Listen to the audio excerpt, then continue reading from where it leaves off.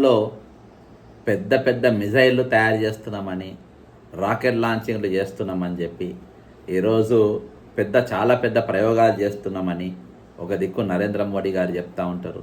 అంతేకాకుండా వందే భారత్ లాంటి ప్రతిష్టాత్మకమైన ట్రైన్లను మేము ప్రవేశపెట్టినామని చెప్పుకుంటూ ఉంటారు అని ఒక పక్క ఆ విధంగా జరుగుతూ ఉంటే, ఇంకో పక్క మరి ఈరోజు భాగ్యనగరం యొక్క భాగ్య రేఖలు మారుస్తామనే విధంగా ఈరోజు చాలా ఆశ్చర్యకరంగా ఈరోజు మరి ట్రావెల్ విత్ జో అని ఒక యూట్యూబ్ ఛానల్, ఒక ఇన్ఫ్లుయెన్సర్ ఈరోజు సికింద్రాబాద్ నుండి వందే భారత్ మరి ఏదైతే మరి ఆ రోజు ట్రైన్ ప్రారంభమైందో ఆ ట్రైన్ కవరేజ్ కోసం ఒక ఇన్ఫ్లుయెన్స్ను ఇద్దరు కేంద్ర మంత్రులు, మరి అప్పుడు బండి సంజయ్ గారు కేంద్ర మంత్రిగా ఉండనో లేదో నాకు తెలియదు, మంత్రిగా లేకుంటే బీజేపీ అధ్యక్షుడిగా ఉండడో నాకు తెలియదు. మొత్తానికి అప్పుడు కిషన్ రెడ్డి గారు అయితే మంత్రిగా ఉండే. మరి వీళ్ళిద్దరు కూడా అక్కడ ఉన్న వీళ్ళ సమక్షంలో వీళ్ళు ఉన్నప్పుడే ఒక ఇన్ఫ్లుయెన్సర్ను మరి ఆమె బ్యాక్గ్రౌండ్ తెలుసుకోకుండా ఇంటెలిజెన్స్ గూఢాచారి వ్యవస్థ మరి ఏం చేస్తుంది, ఈమె ఎక్కడికి వెళ్ళి వస్తుంది తెలుసుకోకుండా బాజాబ్తా ఈరోజు సికింద్రాబాద్ రైల్వే స్టేషన్ ఆమె హాల్చల్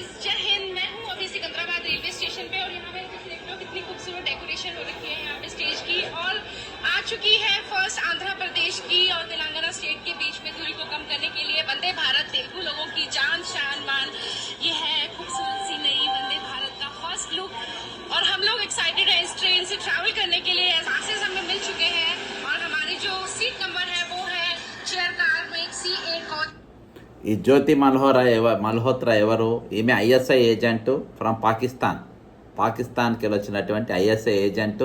ఇక్కడ ట్రావెల్ విత్ జో అని ఒకటి పెట్టుకొని ఆమె ఇగో ఈ దుకాణం నడిపిస్తుంది. 24 नंबर तो ये है यहाँ का चेयर कार का फर्स्ट लुक। चेयर कार जो है बड़ी खूबसूरत, थोड़ी सी कंफर्टेबल भी लग रही है मुझे। So this is our executive chair car. मैं आपको दिखाती हूँ कि इसका कंफर्टेबल कैसे है। ये कंफर्ट इतना ज्यादा है, देखो।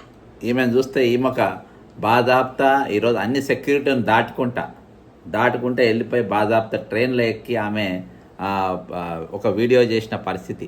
ఈరోజు ఆమె ఇక్కడికి వెళ్ళి మరి ఎన్ని సీక్రెట్లు అక్కడ పోయినో తెలియదు. మరి ఇంటెలిజెన్స్ వ్యవహారం హైదరాబాద్కి వచ్చినప్పుడు మరి ఇద్దరు పెద్ద నాయకులు ఇక్కడ ఉన్నప్పుడు వాళ్ళు మరి ఇంటెలిజెన్స్ వీళ్ళు ఎవరు, వీళ్ళ బ్యాక్గ్రౌండ్ ఎవరు ఏం తెలుసుకోకుండా ఎట్లా చేసినారు, వీళ్ళను మంత్రులనన్నా లేకుంటే కంత్రులనన్నా అనేది ఇదో తెలంగాణ ప్రజలకు వచ్చిన ఒక పెద్ద డౌట్.